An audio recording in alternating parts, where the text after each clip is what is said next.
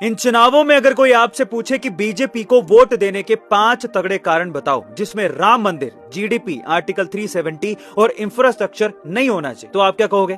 मैं आपको बताता हूं। पहला, साल 1995 में आया मुस्लिम वक्फ बोर्ड एक्ट। अगर वक्फ बोर्ड को लगता है कि देश की कोई भी जमीन उसकी है तो कानूनी तौर पर वो जमीन वक्फ बोर्ड की ही हो जाती है, और अगर आपको ये जमीन वापस लेनी है तो आपको हाई कोर्ट या सुप्रीम कोर्ट नहीं बल्कि वक्फ बोर्ड के कोर्ट में जाना पड़ता है। दूसरा, पीसीटीवी बिल जो 2013 में आने वाला था, इसके तहत अगर देश में कहीं पर भी कोई दंगा हुआ तो आरोपी हमेशा मेजोरिटी यानी कि हिंदू ही होगा। तीसरी वजह, भारतीयों की विदेशों में बढ़ती साख, जिससे हम भारतीयों का नाम अमेरिका और रूस जैसे देशों में इज्जत से लिया जाने लगा है। चौथा, मैं भारत में रहता हूं और भारत में रह के ही सनातन धर्म का अपमान मैं नहीं देख सकता। पांचवा, पाकिस्तान नहीं चाहता कि बीजेपी चुनाव जीते, और जो मेरा दुश्मन देश चाहता है वो तो मुझे हरगिज नहीं करना, क्योंकि इससे हमारे देश का ही नुकसान होगा।